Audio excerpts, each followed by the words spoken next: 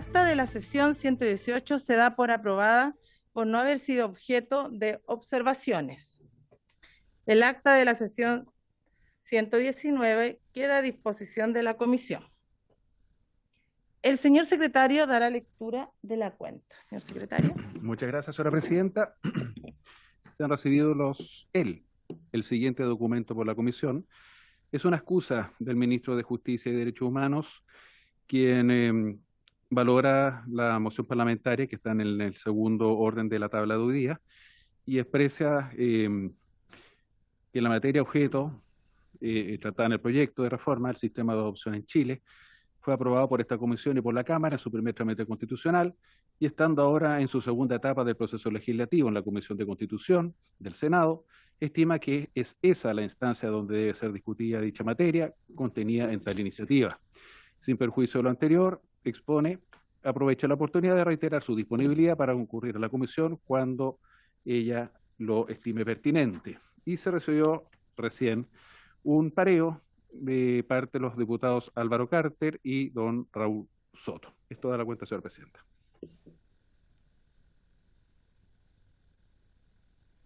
Muchas gracias. Ofrezco la palabra, señores diputados, diputadas. Sí. Diputada Giles.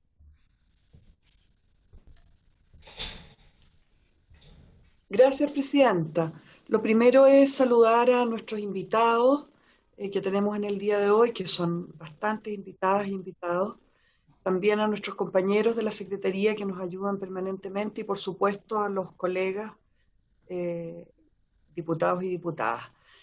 Además de eso, presidenta, quisiera comentarle en la cuenta que acabo de verificar que no le envié a la comisión de manera formal un proyecto de ley que sí le envié a la presidenta, y olvidé esa gestión, de un proyecto de ley que presentamos con otros diputados hace algún tiempo y que se refiere a la afiliación de hijos de parejas homosexuales, que es un asunto que no va a quedar resuelto, por ejemplo, por la legislación que se está viendo en el Senado respecto de matrimonio igualitario.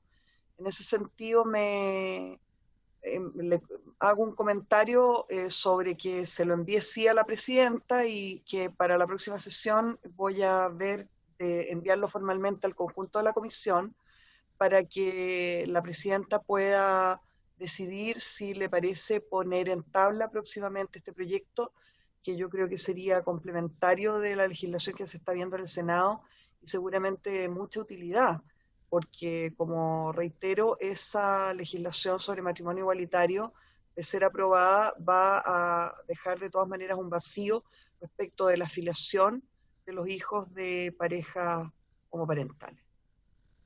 Eso, presidenta. Muchas gracias, diputada Giles. Así bien lo vamos a ver dentro de la próxima sesión, diputada.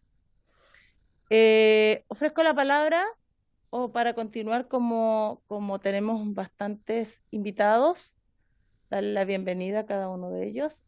Diputado Marcelo Díaz. Gracias, presidenta. Mire, muy brevemente, aprovecho de saludar a los diputados y diputadas integrantes de esta comisión y a nuestros invitados e invitadas. Presidenta, yo quería ver si podía contar con el beneplácito de la comisión para oficiar al ministro de Justicia y al director del servicio como se denomina hoy día, Mejor Niñez, porque me reuní con profesionales del área de la unidad de adopción del servicio que me dieron cuenta de una situación que me parece extremadamente preocupante. En esa institución a nivel nacional había 102 funcionarios y se redujo el número de profesionales a 52, es decir, prácticamente la mitad. Esgrimiendo que ahora se va a trabajar con otras áreas, con otras unidades, pero parece del todo incoherente que cuando estamos tratando de fortalecer la institucionalidad del Estado que se ocupa de la situación de niños y niñas en condiciones de vulnerabilidad, y cuando la adopción debiese ser uno de los caminos, entre otras cosas, para brindar mejores condiciones de vida y oportunidades de vida a esos niños y niñas, se reduzca la dotación de la unidad de adopción. Y con ello además se vulneren ciertas normas legales que establecen que quienes tienen que ver precisamente los procesos de adopción deben ser profesionales de esa unidad. Hay una documentación que yo la puedo hacer llegar a la comisión, pero me parece a mí extremadamente preocupante, insisto, que cuando la señal que hemos dado es que queremos superar cualitativamente el Sename por la vía de la creación de una nueva institucionalidad, cuando hemos aprobado la ley que crea la Ley de Derechos y Garantías de la Niñez, en un área específica del Sename tan importante como esta, se produzca una reducción casi en un 50% de sus profesionales a cargo de dicha unidad. Entonces, lo comento acá. Esta es una información oficial que me entregaron profesionales del área de adopción, de la unidad de adopción del servicio del nuevo Sename, por decirlo de alguna manera, que me parece importante que la comisión lo tome en consideración. Entiendo que otras cosas están tratando el segundo proyecto, dice relación con el tema de la adopción.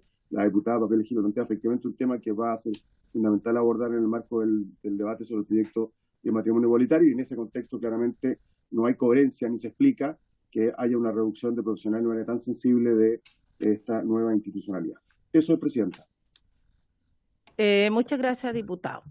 Bueno, para continuar, ¿no es cierto? Vamos a seguir, ¿no es cierto?, con lo que tenemos en tabla. Diputada Giles. Sí, Presidenta, yo quiero suscribir absolutamente y con entusiasmo la propuesta que acaba de hacer el diputado Marcelo Díaz. Sí.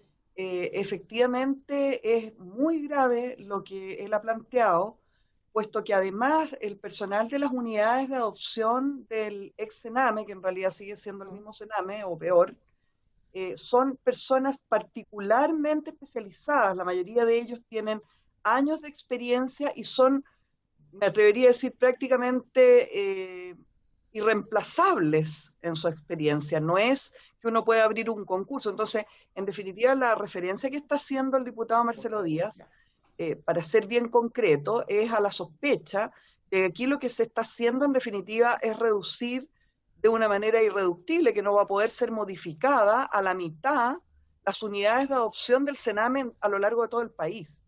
Entonces, junto con señalar que adscribo absolutamente a la denuncia que hace el diputado Marcelo Díaz, me parece muy importante acoger por parte del conjunto de la comisión la necesidad de oficiar respecto de esto. Me parece a mí al Ministerio de Justicia o a la dependencia correspondiente ministerial, al propio Sename, y probablemente, Presidenta, si a usted le parece, pensar en alguna otra iniciativa, como por ejemplo la citación del ministro correspondiente o del servicio correspondiente a la comisión, para que pueda dar cuenta de qué es lo que está sucediendo en una materia grave y, como advierte el diputado Díaz, que significa probablemente una disminución del sistema de adopción nacional en concreto. Por supuesto, diputada y diputado Díaz, lo estábamos conversando con el secretario, lo cual tomamos el acuerdo, le pido a los diputados y diputadas para oficiar y para invitar, ¿no es cierto?, al ministro o a quien, ¿no es cierto?, le compete a darnos una explicación sobre esta materia. Acordado. Bueno, pasamos a la orden del día y, ¿no es cierto?, en esta sesión tiene, ¿no es cierto?, seguir discutiendo el boletín 14.152-18, que modifica el Código Civil para establecer como regla general y regular el régimen de tuición compartida de hijos e hijas y padres separados.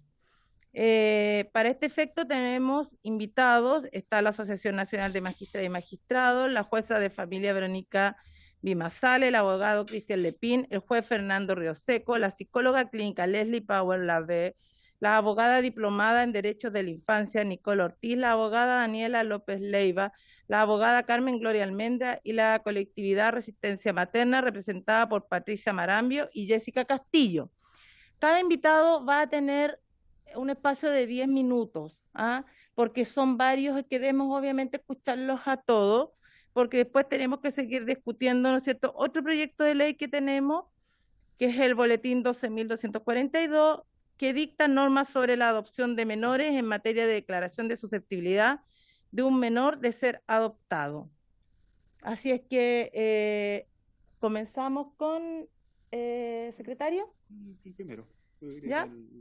Con la Asociación Nacional de Magistrados, la jueza Verónica Sí, Bimasal. Buenas tardes a todas y todas. Soy la vicepresidenta de la Asociación Nacional de Magistradas y Magistrados de Chile, y como asociación queremos agradecer la invitación formulada por esta comisión para escuchar nuestra visión sobre el proyecto de ley que analizan. La asociación que represento agrupa a 1.246 jueces y juezas de todo Chile, y a través de la Comisión de Infancia y Familia se ha abocado en estos años a estudiar los asuntos relacionados con la infancia. Y en esta ocasión, con la colaboración de la Comisión de Derechos Humanos y Género de la misma asociación, elaboró el informe que a continuación expondré y que fue remitido a la Secretaría de esta comisión. Hace casi 8 años se introdujo un cambio sustancial en nuestra regulación del cuidado personal de niños, niñas y adolescentes, eliminándose la preferencia materna en el caso de separación de padres. Es así como la Ley 20.680 vino a eliminar la atribución legal del cuidado personal a la madre en caso de separación, pretendiendo por esta vía introducir un cambio cultural en el ejercicio del cuidado y responsabilidad que en conjunto corresponde a ambos progenitores. A esta fecha podemos observar y evaluar los efectos que esta modificación ha generado en nuestra sociedad, instalando los conceptos de corresponsabilidad y coparentalidad, y este análisis nos permite tener una opinión frente a este proyecto. El cuidado personal compartido en la forma en que se pretende en este proyecto resulta exitoso en un mundo ideal, donde exista un verdadero y efectivo reparto de obligaciones de crianza, con una sociedad donde se respete y se asegure la igualdad entre hombres y mujeres. Es por eso que debemos observar nuestra sociedad actual para proyectar los efectos que esta modificación podría generar. El proyecto que nos convoca pretende introducir el régimen de cuidado personal compartido como regla general para el caso de separación, desde una visión adultocéntrica, puesto que parte de la premisa de la igualdad entre los padres, invisibilizando el interés superior del niño, niña, adolescente respecto de quién se pretende regular su régimen de vida. Además de lo anterior, la búsqueda de la igualdad entre los padres a través de la custodia compartida sin un cambio cultural conduce más bien a una igualdad formal y no material, haciendo presente también que los principios de igualdad y coparentalidad tienen matices cuando interactúan con el interés superior de los hijos frente a crisis familiares. Nosotros sustentamos nuestro análisis y nuestras conclusiones en diversos estudios que voy a anunciar los principales. El informe ejecutivo de la evaluación de la Ley 20.680, publicado en enero del 2020 por el Departamento de Evaluación de la Ley OCDE de la Cámara de Diputados, donde en su ítem 3, cultura de cuidado y corresponsabilidad, a partir de un análisis de quienes participaron en los foros y entrevistas, puede concluir que existen estereotipos culturales y asimetrías de distribución de poder entre hombres y mujeres en Chile que condicionan estructuralmente el ejercicio de la corresponsabilidad, apareciendo la centralidad que poseen los roles de género y las nociones de cuidado, visión que no solo está en la sociedad civil, sino también en quienes administran justicia. No obstante, lo señalado en dicho informe indica que el contenido de la norma actual es suficiente para tratar materias de corresponsabilidad y proteger la integridad de niños, niñas y adolescentes en caso que los padres vivan separados. Se destaca que el no cumplimiento de las expectativas de esta ley más bien radican en la cultura nacional, la que aún está en proceso de superar los roles tradicionales que se le asignan a las madres y los padres en la dinámica familiar. Cabe destacar que en las conclusiones de este informe sostiene que actualmente Chile, más que un cambio legal en el ejercicio para un efectivo ejercicio del cuidado personal compartido, requiere de un cambio cultural. También concluye que había una nociva utilización del cuidado personal compartido por muchos padres para evitar el pago de alimentos de acuerdo a lo expresado y que nosotros también podemos comprobar día a día en la jurisdicción de familia. En otro orden de ideas, hay otro estudio importante este año que se llama Radiografías al Hombre Cero, realizado por el Centro UC de Encuestas y Estudios Longitudinales en conjunto con ONU Mujeres y el Ministerio de la Mujer y Equidad de Género, donde según el análisis de las actividades que asumen en un ejercicio de una corresponsabilidad hombres y mujeres en Chile, el 38% de los hombres en Chile dedicó 0 horas a las labores domésticas durante la pandemia. El 71% 0 horas a acompañar a hijos en tareas escolares. Un 57% 0 horas al cuidado de niños y niñas. En cambio, las mujeres aumentaron a las horas que ya dedicaban 14 horas semanales a la labor de cuidado de sus hijas. lo que nos demuestra que más que una reforma legal, en Chile necesitamos políticas públicas de educación en esta materia. También analizamos experiencias comparadas, y en eso un primer análisis fue hacia la legislación española, país que inició antes que Chile esta reforma hacia el cuidado personal compartido, donde hay varios estudios que nos pueden permitir el enfoque y los efectos en la igualdad de género y en la violencia intrafamiliar de la utilización de este mecanismo. Es así como, destacando eso sí, que España no tiene un sistema de atribución legal de cuidado personal compartido. Por la experiencia que en España hay, y de acuerdo a lo que podemos leer en el estudio La custodia compartida al debate, se estudian los efectos nocivos que ha tenido esta institución en la invisibilización de la violencia de género en las rupturas familiares. La reivindicación del papel del hombre en la crianza a través de la institución de la custodia compartida no resulta eficaz sin un verdadero avance en el trato igualitario de las mujeres. Y ha resultado, como se concluye en dicho estudio, ser una herramienta que en definitiva viene a cronificar la desigualdad entre hombres y mujeres. La utilización de la custodia compartida como un mecanismo que permite perpetuar relaciones de violencia contra las mujeres también ha sido analizada en doctrina internacional en otros países. Es así como estudios de Peter Jaffe, Nancy Lemon, Samantha Poisson en el 2003 establecen: el agresor suele querer extender la situación de separación, suele querer extender a la situación de separación el conflicto, planteando demandas sobre cosas que en realidad no tienen un interés genuino, como la custodia de los menores. La razón sería prolongar el control, la intimidación y la implicación emocional con sus exparejas a través de la relación con los hijos e hijas. También consideramos necesario que un proyecto como este pueda mirar derecho comparado en torno a la necesidad de considerar criterios que en la práctica son básicos para que esta institución beneficie a niños, niñas y adolescentes. Criterios para su determinación y establecimiento, como son la vinculación afectiva del menor con ambos padres, el bajo nivel de conflictividad entre los padres, la implicación de ambos padres en la crianza antes de la ruptura, la proximidad de los domicilios, la voluntad del hijo, compatibilidad de horarios y actividades, criterios que en el proyecto no se visualizan. Resulta necesario relevar que en derecho comparado se ha observado que si bien inicialmente la custodia compartida se alzó en nombre de la igualdad de hombre y mujer en las responsabilidades del hogar y la educación de los hijos, actualmente se ha modificado el mecanismo utilizado para instar a asegurar la corresponsabilidad efectiva, enfocándose en los derechos del niño, niña y adolescente y su interés superior, replanteando la institución de la responsabilidad parental, introduciendo los denominados planes de coparentabilidad o planes de responsabilidad parental, que es un instrumento acordado por padre, madre y con la opinión del hijo o hija a quien vamos a afectar, donde se detalla de manera pormenorizada las responsabilidades que cada uno de ellos asumirá en el ejercicio de los derechos, funciones que corresponde a la autoridad parental. Hay académicas chilenas que lo han señalado, Fabiola Latrop, Marcela Acuña. También en derecho comparado más cercano, como es el Código Civil argentino, lo contempla. Es una herramienta importante y eficaz para mejorar el ejercicio de una corresponsabilidad efectiva.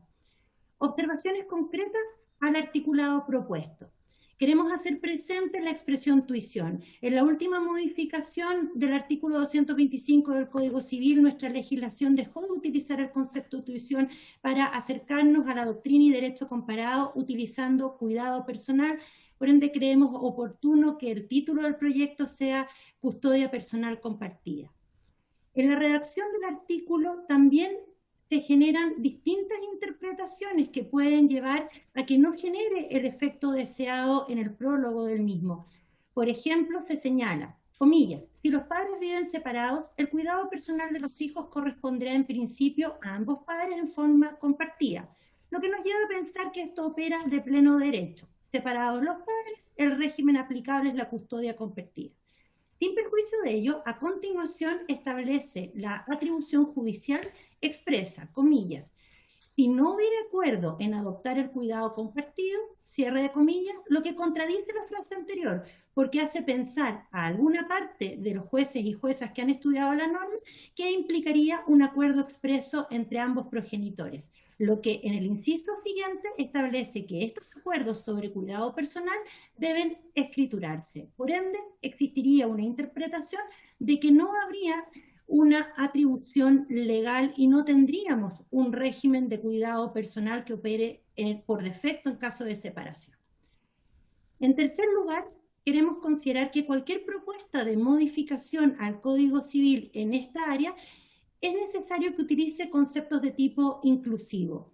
Con los avances de la ley de matrimonio igualitario que conllevan efectos filiativos, con los avances de la ley de adopción homo y lesboparental, entre otros, es necesario hablar con conceptos más inclusivos como sería la expresión progenitores. En cuanto a lo incorporado en el inciso penúltimo del proyecto sobre la atribución exclusiva en cuanto a existir una limitación de no otorgar el cuidado personal de manera exclusiva al padre o la madre respecto de quien se acreditare fehacientemente que ha maltratado física o psicológicamente al hijo, tenemos tres observaciones. En primer lugar, se establece esta prohibición exclusivamente para la atribución judicial exclusiva a un padre o una madre, no para el caso de la custodia compartida, lo cual puede generar un efecto nocivo que separados padres por violencia intrafamiliar, el padre o madre que ha incurrido en actos de violencia hacia sus hijos o su hija pueda participar de esta custodia personal compartida. Por otra parte, consideramos que el estándar exigido de prueba para el maltrato es muy alto, hablándose de fehacientemente acreditado. A nuestro juicio, debiera requerirse la existencia de indicios fundados de violencia intrafamiliar o de vulneración grave de derechos. Y en tercer lugar, el limitarlo solo a maltrato respecto del hijo o hija, creemos que es invisibilizar los efectos de la violencia en el grupo familiar completo. El responsable de violencia intrafamiliar no debería entregársele el cuidado personal exclusivo ni compartido. Nuestras propuestas concretas. Nosotros nos manifestamos contrarios a la introducción de la regla supletoria de atribución legal del cuidado personal compartido en caso de ruptura familiar, porque aquello no se condice con la realidad cultural actual, la experiencia comparada y los fundamentos y evidencias que hemos mencionado. No obstante lo anterior, si el Congreso considera necesario introducir cambios en el artículo 225 del Código Civil, debería ser incluyendo exclusivamente la posibilidad de atribuir judicialmente el cuidado personal compartido, en la medida que esto implique el mantenimiento de una situación existente de ejercicio de corresponsabilidad y coparentalidad efectiva previo al ejercicio de la acción, asegurando la participación del niño, niña o adolescente en esta decisión. Cabe hacer presente que los criterios establecidos en el artículo 225-2 del Código Civil para atribuir el cuidado exclusivo sirven para un cuidado personal compartido, ya que en la historia fidedigna de la Ley 20.680 se establecieron para este efecto. En tercer lugar, en este mismo plano consideramos necesario la introducción de la institución que refería anteriormente, que son los planes de coparentalidad y planes de responsabilidad parental, ya sea para la atribución exclusiva como también para el cuidado personal compartido, puesto que ellos en sí mismos implican un ejercicio de una corresponsabilidad efectiva y benefician el desarrollo de esto. Asimismo, en el evento de modificar la institución, proponemos asegurar el derecho de alimentos en torno a especificar que el establecimiento de una custodia compartida no es causal en sí mismo para la modificación de la pensión de alimentos vigente o para la no fijación de los mismos. Como referimos en lo relativo a la redacción del proyecto, consideramos necesario modificar las limitaciones para el otorgamiento de la custodia compartida y la custodia exclusiva, impidiendo que sea otorgado a quien, cuando existan indicios de que ese padre o madre ha ejercido violencia intrafamiliar o maltrato hacia el hijo o hija. En sexto lugar, consideramos muy necesario establecer la obligatoriedad de la representación del niño, niña o adolescente en el proceso de atribución judicial del cuidado personal a través de un curador ad litem. ¿Por qué? Porque el niño es el titular directo del derecho que queremos afectar. Es a él o a ella a quien se le va a afectar su organización de vida. Por ende, su voluntad e intereses debe estar presente durante toda la tramitación del proceso. Muchas veces sus intereses van en contradicción con los de su padre o madre. En séptimo lugar, es necesario incluir un inciso relativo al derecho al niño a ser oído y escuchado, tanto por los padres como en la instancia judicial, tanto para atribución judicial como para un acuerdo de custodia. El niño, niña, adolescente siempre debe ser escuchado. Queremos cerrar nuestra presentación concluyendo que una verdadera coparentalidad que beneficie y resguarde los derechos de niños, niñas y adolescentes requiere un escenario de igualdad real entre madre y padre, no teórica. Igualdad que pese a los esfuerzos no hemos alcanzado, tal como se ha visto en la crisis de pago de pensiones de alimento en Chile. Y cuando se logra ese equilibrio, los beneficios de la custodia compartida son innegables, porque le permite a los hijos mantener sus vínculos emocionales con ambos progenitores y distribuye las labores de cuidado y crianza de manera más equitativa, por lo cual necesitamos políticas públicas efectivas que permitan el cambio cultural necesario. Muchas gracias por la invitación y el tiempo y quedamos disponibles para cualquier consulta. Muchas gracias, señora Verónica. No, después, yo prefiero que después hagamos la pregunta, ¿tá? Para avanzar, porque son varios. Sí, bueno, entonces, el juez Fernán Rioseco. Fernán. Muchas gracias, señora presidenta. Por su intermedio, primero que todo, saludar a las diputadas y diputados y a las demás personas presentes en esta sesión. Es para mí un honor que me hayan invitado a fin de poder expresar algunas opiniones que tengo sobre este proyecto, que creo que pueden contribuir a lo que a todos nos convoca al final, que es el interés superior de los niños, niñas y adolescentes de nuestro país. Yo a la secretaria le envié un PowerPoint que no sé si es posible que yo pudiera ahora ir exhibiendo, o ella misma, señora presidenta. Está habilitado, me dice. Perfecto. Entonces, ahí estoy compartiendo, no sé si se ve. Sí, se ve. Perfecto. Bien, bueno, primero que todo me presento, soy Fernán Rioseco, juez titular del Tribunal de Juicio Oral Lo Penal de Viña del Mar. Hace 18 años que estoy en el Poder Judicial, he sido también juez de familia, casi 5 años, por lo tanto, algún conocimiento del tema tengo en términos experienciales, no solamente teóricos. Y como decía, la finalidad es poder ayudar al fin y al bien común, que es el interés superior de los niños, niñas y adolescentes, a la protección de la familia como uno de los pilares de nuestra sociedad. En primer lugar, yo estoy aquí, y creo que algunas personas lo saben, en atención a un caso personal que tuve hace poco tiempo, que precisamente se discutió esta materia del cuidado personal compartido y, en definitiva, el cuidado personal exclusivo. Entonces voy a tratar de ir desde lo particular a lo general y a abocarme a los 10 minutos que se me asignaron, señora presidenta.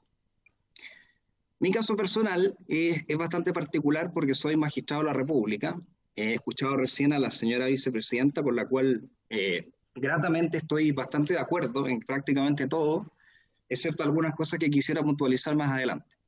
Bueno, en esta hoja que tengo ahí, que exhibí, se señala más o menos el resumen del caso, los elementos centrales, protegiendo los datos sensibles, desde luego. En resumen, desde que mi hijo tenía 8 meses, acordamos con su mamá un cuidado compartido, es decir, lo que permite actualmente la legislación, artículos 224, 225 del Código Civil. Sin embargo, los dos sabíamos que, llegado a una cierta edad de nuestro hijo, iba a ser necesario radicar el cuidado en alguno de los dos, porque desgraciadamente vivimos en ciudades distintas. Yo vivo en Viña del Mar prácticamente toda mi vida y ella en la ciudad de Santiago, me refiero a la madre. Entonces, bueno, iniciamos un juicio en el Tribunal de Familia de Viña del Mar. Ese tribunal me otorgó el cuidado personal exclusivo. Esto fue el 7 de abril de 2019. La Corte de Apelaciones de Valparaíso rechazó los recursos que había intentado la madre y por lo tanto los hechos quedaron firmes, los hechos del juicio en cuanto a las pruebas que se rindieron y como saben aquí las personas que son abogados, el único recurso posible es un recurso de derecho estricto, que es el recurso de casación en el fondo. Y para mi sorpresa y con mucha pena, debo decirlo, porque incluso en esa época era relator de la Corte Suprema, fue para mí un masazo, desde todo punto de vista. El 13 de octubre, el voto de mayoría de la cuarta sala, que es la sala especializada, decide acoger un recurso de casación en el fondo, dictar sentencia de reemplazo y, en definitiva, negar lugar a la petición mía y acoger la demanda reconvencional de cuidado personal exclusivo en la madre. Bueno, en esta hoja, en esta lámina, se expresan básicamente algunas de las cosas que ocurrieron en términos fácticos. Hay una muy importante, es que aquí veníamos nosotros como padres de un cuidado compartido. Y lo que hace la Corte Suprema es simplemente hacer vista gorda de ese cuidado compartido y radicar el cuidado exclusivo en la madre, a pesar de que yo llevaba 1 año 8 meses continuamente con mi hijo, porque como la sentencia del juzgado de familia, causa ejecutoria, tenía el cuidado personal y lo tuve por 1 año 8 meses hasta que tuve que cumplir el fallo y entregarlo a la madre, que es el régimen actual. Lo otro que a mí la verdad es que me causó mucha pena, debo decirlo, fue que el régimen de visita que fijó la Corte sin audiencia fueron visitas cada 15 días. Yo tengo que viajar todos los fines de semana, o sea, cada 15 días en realidad a Santiago, para ir a buscar a mi hijo y retornarlo el día domingo en el domicilio materno. Esto es importante con lo que voy a decir más adelante respecto a la medida de separación, que está en el artículo 9 de la Convención sobre los Derechos del Niño y en la jurisprudencia como control de convencionalidad de la Corte Interamericana de Derechos Humanos. Bueno, ahí hay algunas cosas que no me voy a referir mucho porque en realidad son temas que se están discutiendo en la sede que corresponde, que es la denuncia ante la Comisión Interamericana de Derechos Humanos. Decidimos con mi equipo de abogados presentar el 12 de abril del 2021 una denuncia contra el Estado de Chile y que precisamente es atingente en relación a lo que ahora está discutiendo la Honorable Comisión de Familia y las señoras y señores diputados. Se explica un poco en esta lámina, en resumen, qué es lo que pasó aquí, que es que la Corte desatiende algo que ya había, que es un cuidado personal compartido, y no explica por qué en definitiva rechaza esa opción, no hay ningún fundamento respecto a eso. En segundo lugar, y que es lo central, aquí lo que hace la Corte, si uno lee el voto de mayoría, la sentencia de casación y la de reemplazo, lo que advierte es una reproducción de lo que ya la vicepresidenta de magistrados dijo, ¿no? Que es un poco esto de los sesgos de género, los estereotipos, dentro de nuestra estructura aún demasiado patriarcal y machista. Y lo que es importante también es que en este caso la Corte no analiza el interés superior del niño en concreto, que es la observación del año 2013, número 14 del Comité de Derechos del Niño, sino que lo hacen abstracto, sin entregar ningún tipo de fundamento concreto por el cual debiera haber radicado el cuidado en uno de los dos progenitores y no compartido, que es lo que veníamos teniendo nosotros. Bueno, ahí se cita alguna jurisprudencia a la cual me voy a referir brevemente más adelante. Son 3 casos que son... Sí, diputado Zafirio. Presidenta, lamento interrumpir, pero yo tengo entendido que cuando invitamos a un magistrado a exponer respecto de un proyecto de ley, lo hacemos en la lógica de recoger su experiencia en tanto magistrado. Don Fernán Ríos Seco estaba planteando los antecedentes respecto de un juicio en el cual tiene un interés directo, personal. Y creo que los antecedentes de su juicio no son importantes desde mi punto de vista para lo que tiene que resolver la comisión. Sí. Es más, creo que hay un evidente conflicto de interés entre su condición de invitado en tanto juez, Sí. con lo que está exponiendo. Gracias, presidente. Muy bien, diputado. La verdad, juez Rioseco, tal vez que si pudiese ver el tema puntualmente Sí, claro, voy de la ley, para allá. no es tema personal, porque tiene toda la razón el diputado Zafirio. Así es, señora presidenta, le encuentro toda la razón al diputado. Solamente tenía fines ilustrativos el caso para lo que se va a decir ahora muy rápidamente, que justamente la lámina que viene ahora, que es lo que persigue colaborar con el proyecto de ley. Ahí se analizan los principios introductorios de la ley en su momento, la corresponsabilidad parental, la coparentalidad, que no es lo mismo, la igualdad entre los progenitores, como sabemos, no necesita acreditar inhabilidad o incapacidad, y también la idea de que el interés superior siempre es en abstracto, o sea, en concreto y no en abstracto. Aquí es importante distinguir entre corresponsabilidad parental, porque eso no es un régimen de cuidado personal, sino que un principio orientador para el juez de conformidad a los artículos 225 y 225 del Código Civil. Es importante hacer el distingo también en términos, digamos, de nomenclatura. También lo otro que yo he observado en este proyecto desde la experiencia, como bien apuntaba el diputado señor Zafirio, es que no tenemos actualmente un sistema que regule conflictos o diferencias entre los progenitores respecto de estos aspectos. Y esto es relevante porque el progenitor que no tiene el cuidado personal sí tiene derecho, de acuerdo a la legislación actual incluso, a tener una participación activa, equitativa y permanente en la crianza de los hijos. Y ocurre entonces que no tenemos un sistema resolutorio de conflictos como sí pasa con la mediación, que es obligatoria en algunas materias legales, ¿no? Como en relación directa y regular, cuidado personal y alimento. Entonces, la coparentalidad aquí es un concepto importante porque, a diferencia de la corresponsabilidad, que mira desde el adulto, en esta idea adultizada de la que hablaba la vicepresidenta de la Asociación de Magistrados, se posiciona desde el punto de vista del niño, niña y adolescente. Son, como dice la profesora Acuña, dos caras de la misma moneda, pero es muy importante diferenciarlas. Porque uno se podría preguntar, por ejemplo, ¿qué ocurre si desde el punto de vista de la coparentalidad, es decir, desde el punto de vista del menor, un menor quiere tener un contacto más asiduo, más similar a lo que sería un cuidado compartido, con aquel progenitor que no es su custodio? Entonces, el ejercicio de la acción, en definitiva, está supeditado al representante legal, que es el mismo que tiene el cuidado personal. Y en ese sentido, la curaduría al litem es una propuesta que hacemos más adelante, o un sistema de mediación pudiera ser anterior a la judicialización de este asunto, considerando que contamos en la institucionalidad con Defensoría de la Niñez. Aquí hago un breve repaso del derecho comparado, porque ya también mi predecesora se refirió a ello, los casos de Argentina, España, Francia y el Reino Unido. Yo quisiera relevar, en honor al tiempo, en el caso argentino a mí me parece interesante porque, de acuerdo a la modificación que se hizo el año 2014, el cuidado personal unilateral, que es lo que tenemos en Chile, es excepcional. Y la regla es el cuidado compartido del hijo, con una modalidad que puede ser, es interesante aquí el distingo que hacen los argentinos, entre un cuidado alternado y un cuidado indistinto. El cuidado alternado, el niño, niña o adolescente, pasa periodos de tiempo, que es lo que a uno se le viene a la cabeza, con cada uno de sus padres según la organización y las posibilidades que tenga la familia. Pero en el indistinto reside, y este concepto es clave de residencia, de manera principal en el domicilio de uno de los progenitores, pero ambos comparten decisiones y se distribuyen de modo equitativo las labores atingentes a su cuidado. Entonces se hace efectivo el principio de igualdad, que es uno de los que había indicado yo.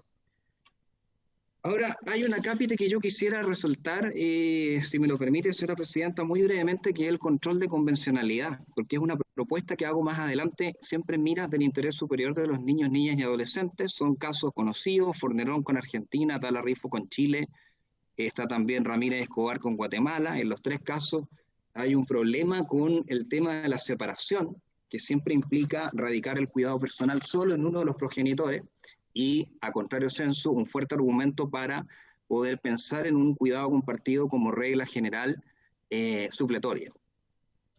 Hago también referencia a otros principios orientadores, que son las reglas de Bruselas y el convenio de la Haya relativo a la protección de los niños del año 2006. Y la observación general que antes cité, número 14, del Comité de Derechos del Niño, que es interesante porque entrega específicamente todas las orientaciones que los jueces debieran de alguna manera considerar, junto con el 225.2 del Código Civil. Yo concuerdo con Verónica, con la persona que me precedió, en el sentido que el 225.2, de acuerdo a la historia fidedigna de la ley 20.680, permitiría establecer esos criterios, y estos son complementarios, me parecen interesantes los que señala el Comité de Defensa de Derechos del Niño. Entonces, dicho todo esto, y en honor al tiempo, las sugerencias que yo humildemente podría hacer presente a la Comisión son que habría que diferenciar primero semánticamente corresponsabilidad, coparentalidad. Una es la mirada del adulto, la otra es la mirada del NNA. Sugeriría muy humildemente quizá agregar algún artículo, 224 bis, 225 bis o algún inciso al Código Civil, en que se siga una técnica legislativa que ha sido bastante exitosa en otros códigos, como el Código Procesal Penal y la propia Ley de Tribunales de Familia, señalar claramente cuáles son los principios que rigen esto de la crianza o el cuidado compartido, como ocurre en esos textos legales.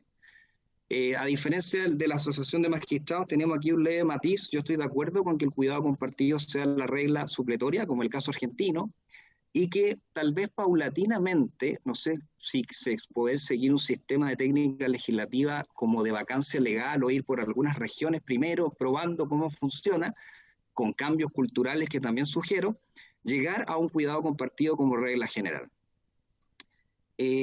Igualmente quisiera enfatizar y resaltar nuevamente el caso argentino. La distinción está sutil pero importante entre un cuidado compartido alternado y distinto.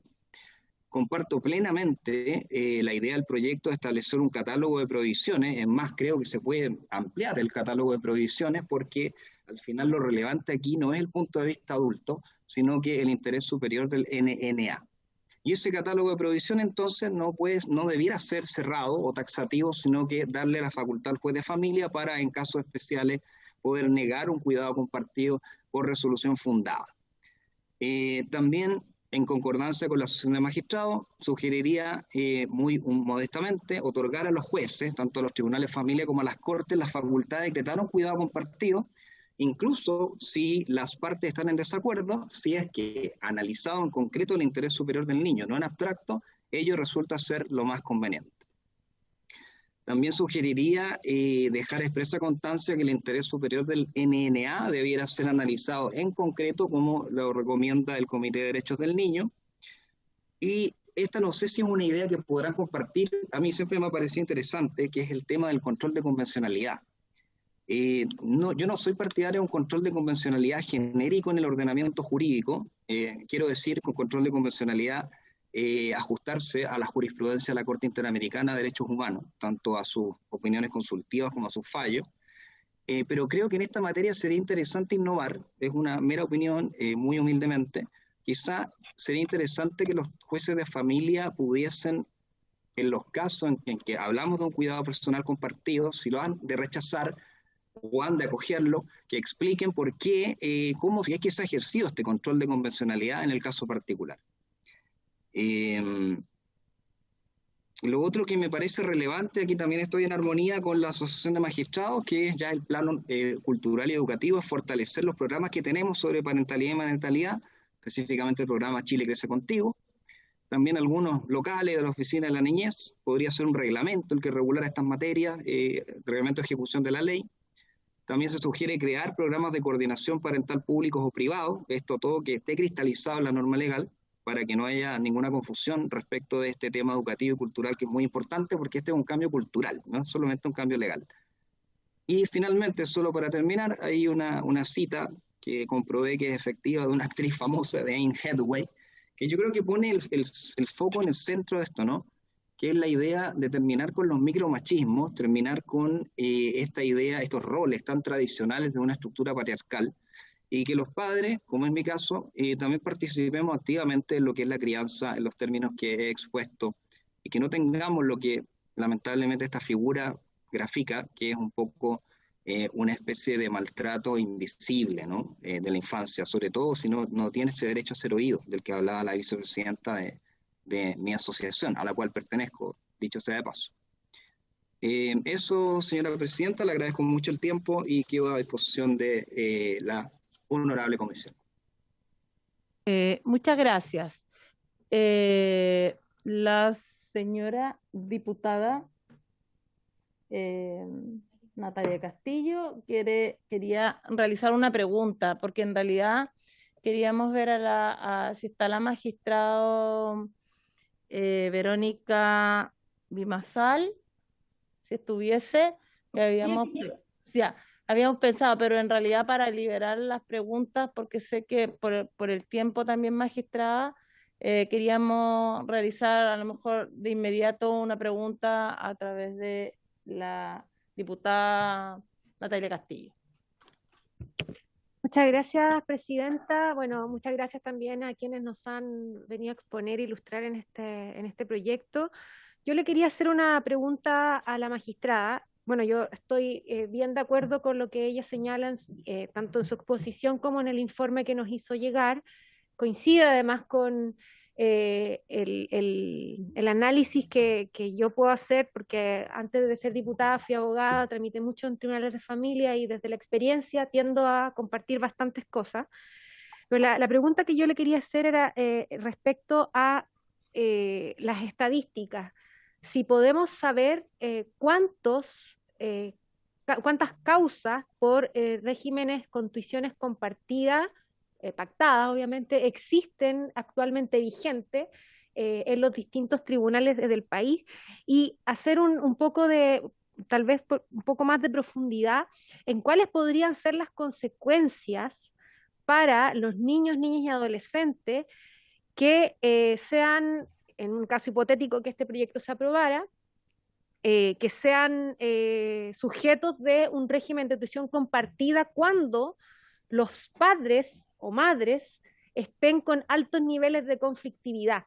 Eso yo creo que es muy importante, porque en esta comisión el interés superior del niño debe ser el principio rector. Y por último, magistrada, preguntarle también, en caso de que esta legislación lograra avanzara pese a algunas posiciones contrarias como la mía, si existe alguna posibilidad de mejorar este proyecto de acuerdo a las recomendaciones que usted misma nos ha hecho, específicamente en este tema que a mí me parece que es el más sensible, en cómo podemos hacer. Por ejemplo, estoy pensando en si es que el niño debe ser oído. Eso va a ser aplicable solamente a partir desde que el niño pueda tener alguna expresión verbal, porque hay niños, los menores de 3 años, es muy difícil que puedan manifestar su opinión o voluntad respecto a un régimen de esta naturaleza. Cómo también podemos pesquisar algún tipo de presión, ya sea moral o física, respecto también a la opinión que los niños puedan dar a los distintos tribunales. Bueno, a mí se me abren una infinidad de preguntas respecto a este tema, pero creo que lo clave aquí es saber, primero, cuál es la realidad del país, si efectivamente los regímenes de tuición compartida son mayoritarios o son más bien excepcionales. Eso obviamente, si es que no lo tiene acá, nosotros lo podemos esperar. Y lo otro respecto a la situación en que quedan los niños, niñas y adolescentes que tengan que estar sometidos a un régimen como este, digamos, decretado por un tribunal y no por acuerdo de los padres. ¿Contesto al tiro o espero las demás preguntas?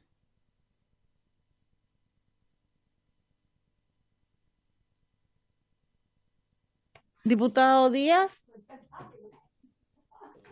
Gracias, presidenta. Quiero agradecer ya las 2 presentaciones que hemos escuchado y recibido. Valorar las propuestas y recomendaciones de ambos. Creo que hay elementos bien positivos en la presentación de ambos, que podrían ser recogidas en el marco de esta comisión de asesores de varios diputados, diputadas y de la Defensoría de la Niñez que están trabajando en eventuales indicaciones al proyecto. Pero yo quería hacer un par de comentarios y un par de preguntas a la representante de la Asociación de Magistrados. Es cierto que en la reforma, cuyo texto hoy día es ley, se eliminó la preferencia materna, pero la verdad nos decía tanto una de las primeras instituciones que nos visitó, la Fundación Infancia, si no recuerdo mal, y la Defensoría de la Niñez, y lo digo con el mayor de los respetos posible, es que una de las grandes críticas que había para la efectividad de esa norma es la conducta de los tribunales de familia, que en la práctica resolvían prácticamente por defecto un régimen de 24/6 o 26/4 en favor de la madre, cuando había una recurrencia o una concurrencia a los tribunales precisamente para que se resolviera un régimen o de custodia o de relación directa regular del padre o madre que no vivía con el niño o niña o adolescente. Es decir, y yo recibo también a través de redes sociales, incluso gente que está muy preocupada por este proyecto. Una de las razones que me da el alto temor que le produce la conducta de los tribunales de familia. Y eso lo recibo tanto de madres que tienen el cuidado personal hoy día atribuido, como también de padres que exigen que se cumplan con los acuerdos o resoluciones judiciales en materia de relación directa regular. O sea, quiero ser bien franco, la Defensoría de la Niñez fue bien categórica, y es que a juicio de ella y de varios expertos, uno de los problemas que tenemos, entre otras cosas, para la norma vigente, sin hacer ningún cambio, es la debilidad y la conducta de los tribunales de familia en esta materia. Una de las críticas que me llegó el otro día, alguien conversó conmigo a propósito de este debate, era precisamente sobre el riesgo de judicialización, precisamente a propósito de cómo los tribunales de familia enfrentan estos casos. Pero particularmente me quedo con esa frase de la Defensoría de la Niñez que decía, mira, aquí hay una suerte de práctica recurrente, y es fallar a favor de la madre 24/6 o 26/4, lo que perpetúa los conflictos a veces entre los padres. Quiero hacer una pregunta también sobre eso. Entonces, hay una crítica respecto a la conducta de los tribunales de familia. Yo quiero saber si ustedes tienen estudios respecto de eso, antecedentes respecto de este planteamiento que es recurrente. Tercero, a propósito de los planes de coparentalidad y corresponsabilidad, una fundación, no recuerdo el nombre, Restaurados, creo que lo planteó, y entiendo que está incorporado en la legislación argentina, si ellos consideran que esto es posible resolverlo a través de instancias de mediación o trabajarlo para evitar precisamente la judicialización del propio Poder Judicial, como ocurre, por ejemplo, en los procesos de separación, en el que efectivamente hay un mandato obligatorio a una instancia de mediación que, de no prosperar, lleva a la siguiente fase, que ya es jurisdiccional. Cuarto, yo quiero decir que me parece súper atinado el comentario que hizo en materia de derechos de alimento, porque los derechos de alimento no se fijan en función exclusivamente de un régimen de custodia compartida, sino que tienen que vincularse a las necesidades del niño o niña adolescente y en relación a la capacidad económica de los padres. Por tanto, la sola atribución del régimen de custodia compartida no implica la supresión de la obligación de pagar alimentos. Y eso es importante decirlo, porque uno de los mitos que circulan en torno a este proyecto. Después, yo quiero hacer una pregunta, porque estoy de acuerdo con su propuesta respecto de la necesidad de la presencia del jurado del ítem, pero no sé si en la propuesta de la acción de magistrado se contempla el derecho del niño a ser oído, niño o niña adolescente a ser oído en esta materia, de acuerdo a su capacidad de desarrollo, que es un principio que está incluido incluso con la misma señalamiento desde la Convención de Derechos del Niño a todas las legislaciones que hemos acordado hasta ahora. Luego, una de las opciones, de hecho, que estamos analizando, estudiando como una alternativa a partir de la propuesta que nos hizo la Defensoría de la Niñez, es incorporar el régimen de custodia compartida como atribución legal, es decir, como una que pueda ser atribuido legalmente, es decir, que después pueda tener esta facultad. Y en ese escenario, le quiero hacer dos preguntas adicionales y finales. Su opinión respecto de esta distinción entre régimen alternado y distinto que nos citaba el juez Río Seco, si le parece una alternativa que es posible de incorporar en nuestro evento jurídico. Y otra pregunta que además me la han hecho varios especialistas, me la han planteado como un tema que es importante tener presente y que es bueno saber cómo se procesa y cómo se analiza. Y es que hay, como a propósito de lo que decía la diputada Natalia Castillo, altos niveles de conflictividad que pueden ser previos a la separación, por ejemplo, que probablemente eso es parte de la realidad humana. La gente no se separa, se llega estupendamente y se todo muy bien. Se separa cuando las relaciones empiezan a ser disfuncionales, cuando empiezan a haber problemas en la relación interpersonal en una pareja. Pero, ¿qué hacemos o cómo se enfrenta, cómo recomienda ella enfrentar cuando son altos niveles de conflictividad? Son precisamente, o se originan precisamente en la diferencia sobre el cuidado personal de niños, niñas y adolescentes, de sus hijos e hijas. Y cómo se pone ahí el foco en el interés superior del niño.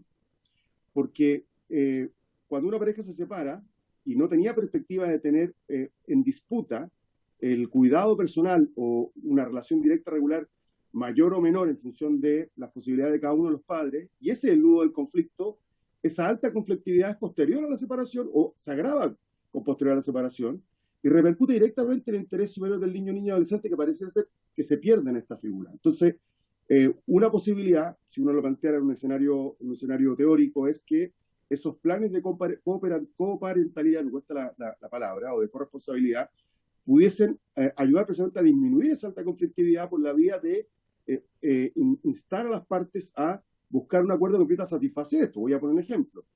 Es evidentemente poco razonable pensar que un padre que sí está interesado, un padre que no tiene, padre o madre, que no tiene la custodia personal y que aspire a tener una relación cercana, directa y regular con su hijo o hija, pueda sentirse satisfecho si la decisión de un tribunal casi mecánicamente, cito de nuevo la defensora de la niñez, pero también antecedentes que hemos podido conocer de fallos y sentencias judiciales de los tribunales de familia, se traduce en 24/6 o 26/4, es decir, un poco el caso que nos ponía el juez Rioseco. Dispone de 4 días al mes, que en realidad están cortados porque además hay una distancia de 150 kilómetros entre la residencia paterna y la residencia materna. Es decir, hay además un segundo efecto. Entonces es altamente difícil que esa alta conflictividad baje si es que no se consideran, por ejemplo, esas variables a la hora de establecer, más allá del cuidado personal, de la atribución del cuidado personal, la relación directa regular del padre o madre que no tiene o con el que no vive el niño, niña o adolescente. Esas son mis preguntas, Presidenta. Gracias. Antes que nada, rogaría que las preguntas fueran más acotadas y más rápidas, porque tenemos más invitados, diputados, por favor. Magistrada, le ofrezco la palabra. Gracias.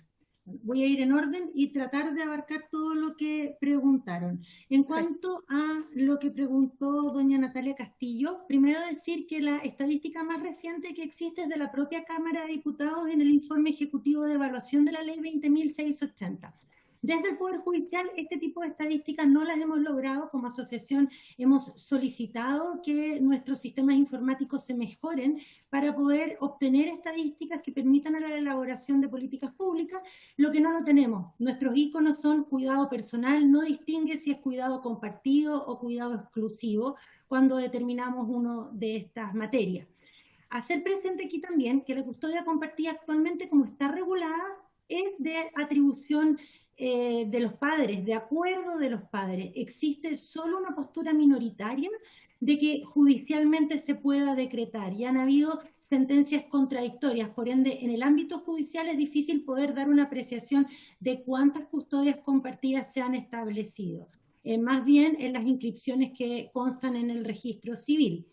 Es por eso que la atribución judicial, o aclarar a través de este proyecto que podría haber una atribución judicial en el caso que se cumplan ciertos requisitos y criterios básicos para que esta institución sea beneficiosa para los niños, es lo que nosotros proponemos subsidiariamente a nuestro planteamiento principal. En cuanto a cómo se puede mejorar el proyecto, nosotros lo señalamos ahí, a través de una atribución judicial, a través de establecer criterios básicos que deben ser considerados al momento de evaluar una custodia personal compartida, respondiendo también lo que consultaba el diputado Marcelo Díaz, con la obligación de oír al niño, niña, adolescente, tal como lo indica el artículo 227, pero también con una obligación que se haga extensiva a los padres y madres cuando acuerden esta custodia compartida. Es determinante la opinión de ellos al momento de distribuir su vida, si es eso lo que se hace, es organizarle la vida de una manera que no es a lo que todos estamos acostumbrados. La atribución en cuanto a cómo pesquisar si la actitud del niño, la voluntad del niño, si ésta se encontrara presionada o no, en derecho comparado lo que se usa es las pericias. Las pericias, a través de test determinados, se puede evaluar si existen o no presiones hacia un niño o niña. También va a depender de la edad, del desarrollo, de la autonomía progresiva, cómo vamos a poder determinar esta voluntad y qué tan libre e informada puede ser la voluntad de los niños, pero hay medidas para hacerlo a través de las pericias correspondientes. Creo que lo de doña Natalia Castillo respondí todo, parece, no estoy segura. En cuanto a lo que el diputado Marcelo Díaz señalaba respecto a la actitud del Poder Judicial, yo lo señalé y aparece también en el informe de la Cámara de Diputados. Este poco desarrollo, este cambio cultural, que no ha avanzado lo necesariamente para reconocer una igualdad completa, una corresponsabilidad entre hombres y mujeres, también está en el ámbito de los tribunales. Hay un informe de la Secretaría de Género de la Corte Suprema que también reconoce al interior del Poder Judicial sesgos de género y que influyen en estas decisiones. Nosotros como asociación hemos pedido a la Corte Suprema el trabajo con jueces, juezas de familia, funcionarios, consejeros técnicos que se desarrollen en familia, cursos de capacitación y especialización en materia de género y infancia en general, que permitan pararse frente a una causa como esta de una manera distinta y enfocándonos principalmente en los niños, niñas y adolescentes. En este mismo punto de vista, haciéndome cargo de otra de sus preguntas, estos planes de coparentalidad y de corresponsabilidad, nosotros queremos o tenemos la opinión que deben exigirse en todo tipo de cuidado personal, tanto exclusivo, tanto compartido, tanto de común acuerdo como de atribución judicial. ¿Por qué? Porque son planes que, como usted señaló, facilitan ir ganando esta ruptura o estos conflictos que existen entre padre y madre. Permite ir aclarando qué corresponde a cada uno, estableciendo límites y compartiendo de una mejor manera las obligaciones, dándole estabilidad en definitiva al niño, niña o adolescente. Señalaba también el diputado Díaz en cuanto a la mediación. El ejemplo que pone usted de Argentina, Argentina tiene un sistema de mediación al interior del Poder Judicial. Ellos tienen mediadores, abogados que son funcionarios judiciales y hacen mediación en todas las materias, lo que es muy óptimo. Nosotros en Chile se optó por una mediación externa al Poder Judicial, pero sí creemos que la mediación es una importante vía que debe potenciarse para el desarrollo. Si se dan las condiciones básicas de una mediación, que es igualdad de poderes, igualdad de partes, esto puede ayudar a mejorar la distribución, la corresponsabilidad, a elaborar de mejor manera estos planes de coparentalidad o corresponsabilidad. En cuanto a lo que me consulta de la atribución judicial alternado indistinto, nosotros creemos que sí se puede establecer en nuestro sistema. Dice relación con una, donde vive el niño, si va a vivir equitativamente. La doctrina ha dicho que para una custodia compartida no se necesita el 50 y 50, puede ser un 35 y 65, eso sí se puede. Y también el indistinto, que determina que si bien el niño, niña, adolescente puede vivir en la casa del padre o la madre, va a compartir una serie de otras actividades que son propias de la vida de un niño con el otro padre y madre. Y ahí hay que hacer presente que nosotros con la última modificación se estableció este deber de corresponsabilidad, se establece una serie de aspectos en que padre y madre deben participar en la vida de un niño, niña, adolescente, pero sí nos faltan mecanismos para hacer efectiva esta corresponsabilidad. Y eso aún nos falta desarrollar en nuestra legislación. Es importante que no perdamos el foco, que una cosa es la igualdad de papá y mamá, de hombres y mujeres, pero el cuidado personal afecta a la vida de niños, niñas y adolescentes y es en ellos donde debemos poner el foco. Por eso los criterios que nosotros recomendamos tener a la vista y considerar al momento de establecer una atribución judicial son relevantes que vayan consagrados en la ley. Creo que abarqué todas las consultas. En cuanto al desarrollo de los planes de corresponsabilidad y coparentalidad, se escribió por ahí por la doctrina Sepúlveda en el mostrador, si no me equivoco, en Estrado, que en otros países existen centros que colaboran, tanto públicos como privados, que ayudan a acercar posiciones, a conversar, a bajar esta conflictividad entre una pareja que ha terminado su relación para poder establecer estos planes de coparentalidad y corresponsabilidad, y también permite un seguimiento de los mismos. Eso es algo que en Chile no tenemos y que deberíamos avanzar en eso también. Magistrada, muchas gracias por su respuesta y quisiéramos preguntarle, lo estamos conversando acá con el secretario, si nos puede precisar sobre el informe. ¿Caso fue en la Cámara? ¿Caso fue alguna comisión? Eso me pregunto. Lo puedo enviar también a la Secretaría porque lo tengo, pero es el informe ejecutivo de evaluación de la ley 20.680, publicado por el Departamento de Evaluación de la Ley /OCDE de la Cámara de Diputados. Ya, perfecto, perfecto, muchas gracias. Quisiéramos igual darle la palabra, ¿no es cierto?, voy a poner los lentes. Sí, a la colectividad de resistencia materna representada por Patricia Marambio y Jessica Castillo, ya que la mayoría de los demás son más especialistas y queremos darle la palabra igual a una, digamos, institución como esta. ¿Ya? Así que Patricia y Jessica tienen la palabra.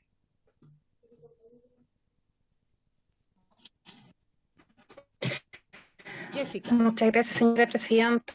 Estimados diputados, diputadas, invitados presentes, buenas tardes. Mi nombre es Jessica Castillo, una de las administradoras a nivel nacional. Queremos agradecer el que nos hayan invitado una vez más para poder aportar en la discusión que hoy nos reúne en esta sala. Durante el año y medio queremos dedicar testigos y receptoras de miles de crudos testimonios de violencia por parte de compañeras madres que maternan solas. Y es en nombre de ellas y de las Jessica, si puedes, Jessica, disculpa, que queremos solicitarles detener. Jessica, te escuchamos muy mal. Si puedes apagar a lo mejor la cámara para que te escuchen mejor. A ver, denme un momento. Sí. ¿Ahí se escucha? Sí. ¿Mejor? Mucho mejor, sí. Perfecto. Bueno, buenas tardes primero. Sigo. Durante el año y medio que tenemos de existencia como organización, con presencia en México, Guatemala y todo Chile, hemos sido testigos y receptoras de miles de crudos testimonios de violencia por parte de compañeras madres que maternan solas. Y es en nombre de ellas y de las más de 15.000 madres que nos acompañan en esta lucha, es que queremos solicitarles detener el proyecto de ley que modifica el Código Civil para establecer como regla general y regular el régimen de tuición compartida de hijas e hijos de padres separados. Creemos firmemente que un proyecto que no posee enfoque de género, que no ha considerado la violencia económica, psicológica, física, sexual y judicial, social, que viven día a día miles de madres junto a sus niñas, niños y adolescentes, y pretender establecer como regla general la tuición compartida, no puede seguir adelante. Un proyecto que tiene como objetivo la corresponsabilidad no puede ser aprobado sin antes haber ejecutado leyes que apunten hacia tal objetivo. Partamos analizando el permiso parental postnatal, que otorga la posibilidad de que los padres tomen dicho permiso corresponsable, pero tan solo el 0,2% lo ha llevado a cabo desde su promulgación. Esta cifra nos demuestra que aún falta para proceder ante una ley que someta a las niñas, niños y adolescentes a prueba por personas que no tienen interés en su cuidado o el sistema económico laboral no se los permite. Cabe destacar que a nosotras las madres tampoco tenemos todas las facilidades para criar y sin embargo lo hacemos de todas las formas posibles. Si se aprueba este proyecto de ley, nuevamente las madres tendríamos que judicializar a nuestras niñas y niños. Tendrían que ser llevados a peritajes, sabiéndose sobre el negocio del peritaje en Chile por psicólogos no formados en el área, tal como ha sido investigado y cuya regulación debe ser más estricta y con enfoque de género. Si se aprueba este proyecto de ley, donde solicitan que el juez decida cuando no existe acuerdo entre los progenitores, es un acto de paternalismo violento, entendiéndose las deficiencias existentes en temas de género. Es por ello que podemos afirmar que existe un 60% de hogares monomarentales, es decir, que la jefa de hogar es una mujer madre que materna sola. Hay estudios que revelan que un 73% de las mujeres en Chile se hace cargo de su familia. Además, existe un 84% hasta el año 2019 de deudores de alimentos. Cada 10 demandados, 9 son hombres. Y sabemos que esa cifra ha ido en aumento, dado los resultados y la alta demanda que han tenido los tribunales de familia por la retención del 10% de las AFP. Un padre que no se preocupa de proveer lo más básico para su hija o hijo, como es la pensión de alimentos, ¿podrá estar habilitado para asumir su rol en la corresponsabilidad si ni siquiera se preocupa por la mantención del mismo? Existe una patente imposibilidad de que las denuncias y causas por violencia intrafamiliar en su mayoría lleguen a tener condenas, ya que lamentablemente son abandonadas dado los largos meses que demora la investigación. Y es en este intertanto que las mujeres vuelven a ser violentadas por sus victimarios. En varios de los femicidios cometidos en Chile, las mujeres habían denunciado y tenían cautelares, pero sabemos que las órdenes de alejamiento no son respetadas y que el actuar de las policías es poco efectivo al momento de proteger a la víctima. Junto a lo anterior, el criterio de los jueces al momento de suspender visitas por VIF es nefasto.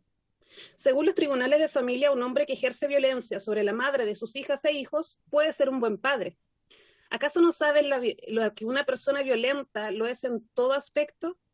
¿Creen de verdad que alguien capaz de golpear, abusar, violar y matar a la madre de sus hijas e hijos debe tener el cuidado personal? ¿Creen firmemente que las niñas y niños estarán a salvo? Pues los jueces y consejeros técnicos así lo creen y así lo resuelven y dictaminan, teniendo en nuestra organización casos aberrantes donde los jueces obligan a las madres a vincular a sus hijas e hijos con sus abusadores y violadores. Por eso tampoco es viable el cuidado compartido, deba establecerse como regla general una vez separada la pareja o que sea un juez quien lo resuelva. A su vez, la Corte Suprema, mediante su Dirección de Estudios, donde sentencia que tribunales de familia benefician a los deudores por sobre los derechos de nuestras hijas e hijos, aseguran que existe una invisibilización de los derechos de las niñas, niños y adolescentes. En el cumplimiento de obligaciones alimenticias, el estudio sostiene que estaría marcada por enfoques ligados a la priorización de los derechos del deudor y la evidente falta de perspectiva de género a la hora de resolver estas controversias. Desde nuestro punto de vista, si esto sucede en tribunales de familia con respecto a la deuda de pensiones, es importante tomarlo en cuenta y la posibilidad de que se pueda extrapolar esta conducta judicial a otras resoluciones como es la tuición compartida, donde puede verse invisibilizado una vez más el bienestar de las niñas, niños y adolescentes por sobre los derechos de un progenitor que incurre en faltas con respecto a la crianza. Asimismo, Contraloría nos informa sobre las graves faltas existentes en Cernamec, donde se determinaron incumplimiento de las orientaciones técnicas de los dispositivos, casas de acogida y centros de la mujer, principalmente en lo relativo de información a las atenciones psicojurídicas realizadas por los personal de los organismos ejecutores.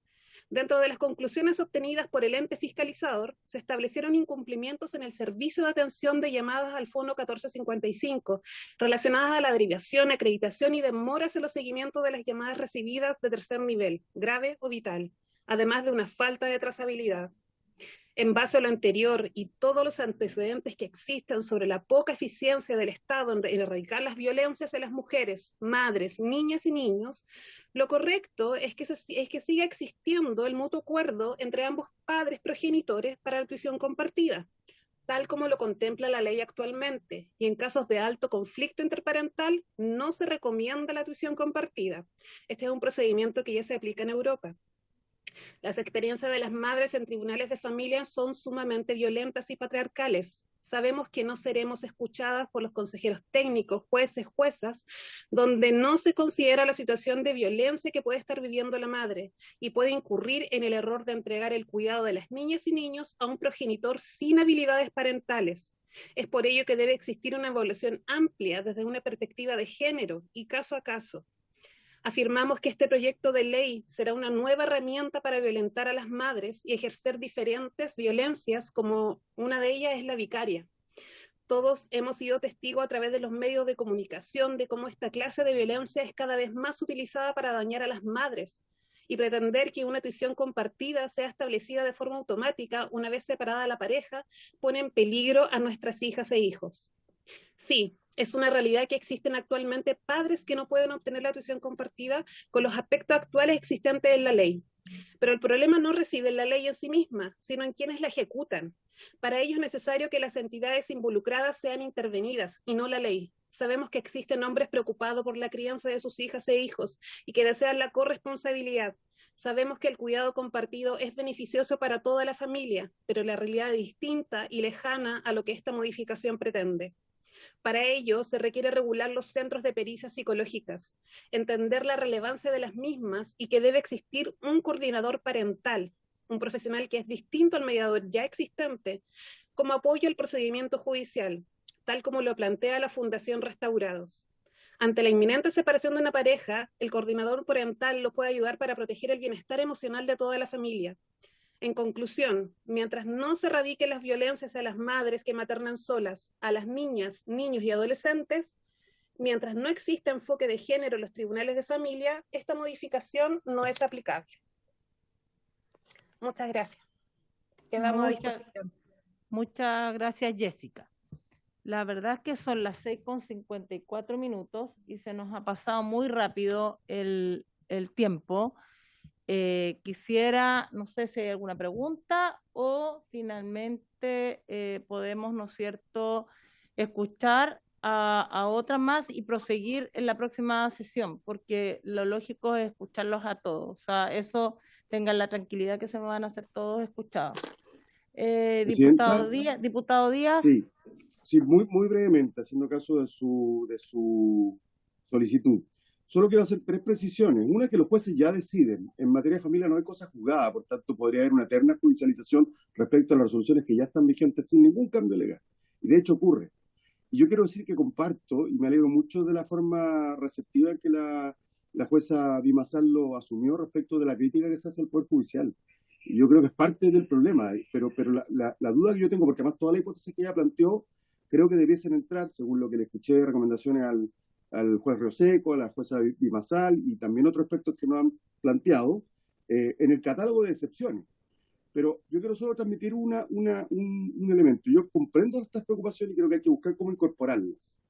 Pero lo que no puede ocurrir es que para que aquello no ocurra, que sí puede ocurrir hoy día, porque insisto, como no hay efecto de cosa juzgada, se puede judicializar ad infinitum, es sacrificar el interés superior del niño, que es la variable de la ecuación que a veces se nos escapa. Entonces, el punto de equilibrio es lo que tenemos que encontrar, porque yo comparto lo que ella dice respecto del conjunto del normal sistema, y ella dice hay un grupo de padres que efectivamente quieren compartir la responsabilidad, pero que el problema está en los operadores del sistema, o sea, prácticamente los padres de familia. Yo lo comparto, pero creo que hay puntos de equilibrio que se pueden alcanzar, y sería bienvenido, yo pido a través de suyo, Presidenta, que nos pudiera hacer llegar su exposición para nosotros poder incorporar el trabajo del grupo de asesores que está ayudándonos a ver alternativas de indicación. Gracias, Presidenta. Ya. Muy bien, diputado. Mira, me está pidiendo la palabra una Leslie nos está pidiendo la palabra, y también me dice el secretario y también la diputada Giles, me dice el secretario que por favor las exposiciones las puedan hacer llegar a la comisión, a todos los que ya expusieron. Leslie. Sí, quería... Leslie, después diputada. Quería pedir la palabra para poder exponer. Soy psicóloga clínica y tengo pacientes en espera, y comprenderán que la pandemia ha elevado el nivel de violencia de las mujeres. Yo me dedico a trabajar con mujeres principalmente, y dejar en espera a pacientes me complica un montón. Me gustaría ver la posibilidad, si el presidente me permite exponer. Sí, Leslie, pero tendría que pedir el acuerdo de 15 minutos a los señores diputados, porque 10 minutos, perdón. Como son 10 minutos, diputado, ¿le escuchamos? ¿Sí? Ya, ok. Acordado. Leslie, tienes la palabra. Muchas gracias. Mi nombre es Leslie Power. Bueno, primero agradecer a todos por aceptar la petición a participar, a intervenir. Soy psicóloga clínica, hace 25 años, activista de movimientos ciudadanos por los derechos de los niños, las niñas y de sus madres.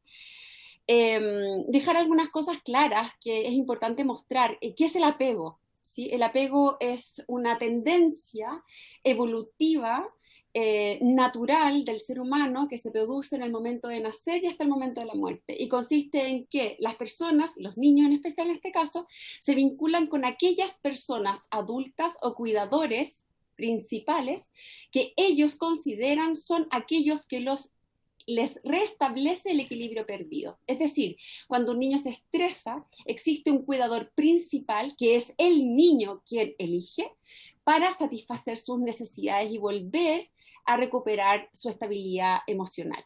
Por lo tanto, es adultocentrista pensar en que debiésemos ser los padres los que decidimos principalmente sobre la salud de nuestros niños. Son ellos los que nos eligen a nosotros, y eso dependerá de las capacidades de respuesta de la madre o del padre en este caso, o de cualquier cuidador principal, pues una abuela o la pareja sexoafectiva de la madre, quien es el niño quien decide quién sea. Entendido el concepto de apego que vino a unirse la teoría del apego en John Bowlby en 1948, junto a todo el avance en neurociencia, vienen a establecer que la salud mental de un recién nacido, de un niño, de una niña, un adolescente, depende de la relación vincular con su persona principal de apego. Y esa persona, por lo general, suele ser la madre quien gesta, pare, amamanta y cría. Sin duda alguna, nuestro movimiento ciudadano, por ejemplo, nosotros pertenecemos al movimiento ciudadano por un postnatal de 6 meses y 12 meses Chile. En el 2011 logramos conseguir esta ley, donde claramente dice que después del día 84 del recién nacido, viene el permiso parental postnatal, donde solo el 0,2% de las personas, de los padres, se lo ha tomado. La respuesta, ¿por qué ocurre eso? Por lo general es porque los padres ganan más dinero que las madres y por el horario de trabajo de los papás, que no les permitiría criar. Entonces nos presentamos, como decía la magistrada, en una situación cultural que lamentablemente no permite ir en pos de una corresponsabilidad que sin duda alguna creo es un sueño o un deseo que tengo la sensación que todo el mundo en su sano juicio querría. Sin embargo, las condiciones culturales no se dan.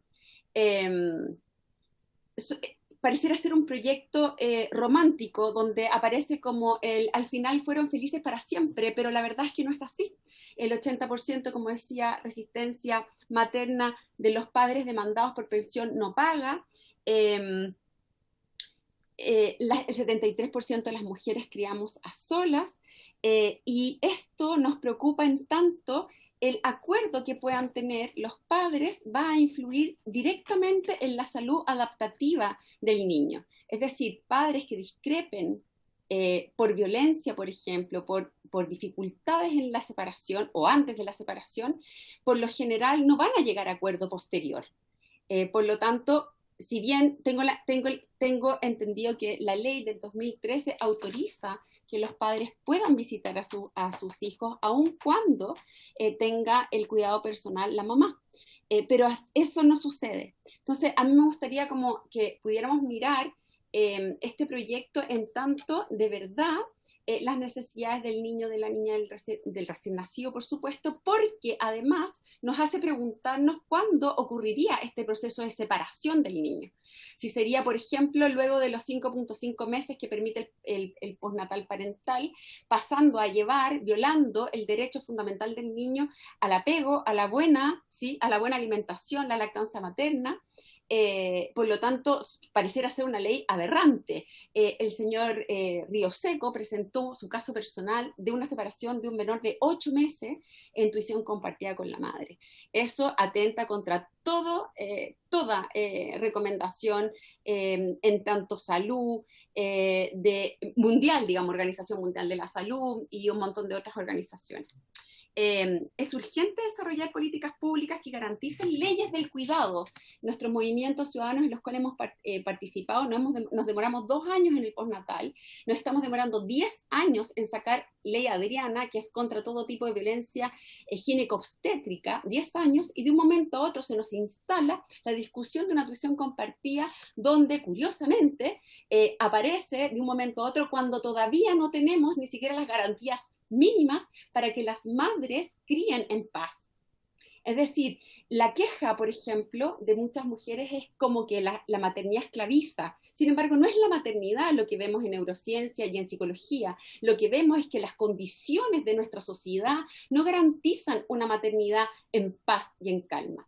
Para la salud de un recién nacido, lo que se necesita es un cuidador principal que esté sostenido para poder sostener. Se necesita una madre tranquila para una buena salud, siempre y cuando sea la madre quien está al cuidado. Si es el padre, por ejemplo, el que está al cuidado, se requiere que también esté tranquilo. Otra pregunta que nos hacemos con esta propuesta es, cuando hablamos de corresponsabilidad, ¿realmente este proyecto apunta a la corresponsabilidad?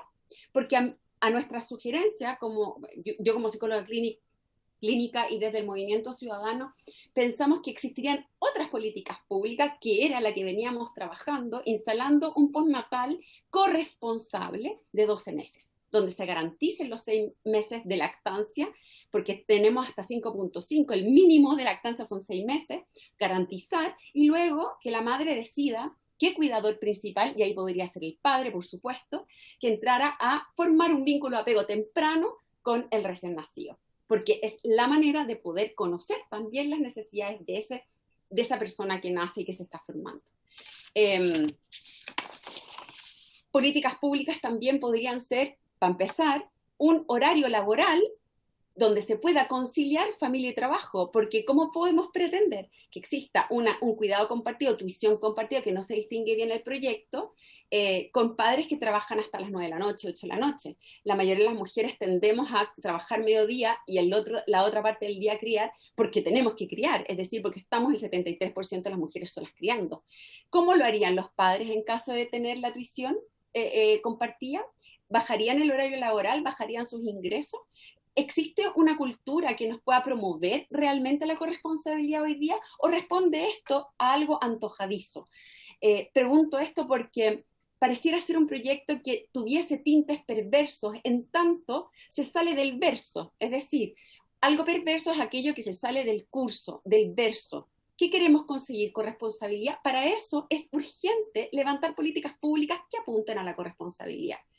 Instalar este proyecto, que es lo que ha ocurrido, decía anteriormente, psicóloga clínica hace 25 años, atiendo a 35 mujeres por semana, hago círculos de mujeres hace 12 años por todo Chile y por el mundo, conozco la experiencia de España porque trabajo con activistas españolas. Acá un hombre, le dieron el cuidado personal a un hombre, mató a sus 2 niñas, eso se llama violencia vicaria.